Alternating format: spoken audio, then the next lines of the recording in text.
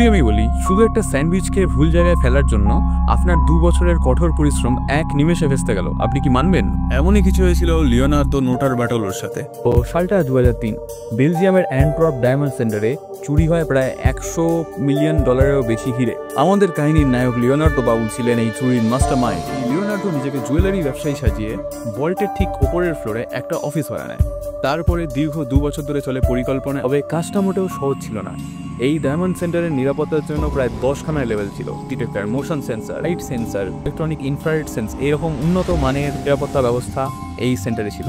সব রকম সেন্সার এবং নিরাপত্তা ব্যবস্থাকে বিকল করে প্রায় 123খানা লকার থেকে চুরি যায় জিনিসপত্র। ফল্টে ইউজুয়ালি মানুষ এমন এমন জিনিসপত্র রাখে যেগুলো সাধারণত গোপনীয় রাখতে চায়। ধারণা করা যায় 100 মিলিয়নেরও বেশি হয়তো এই গোটা সম্পত্তির পরিমাণ হতে পারে। লিওনার্দো এবং তার সঙ্গী সাথীরা ছিল অত্যন্ত সতর্ক।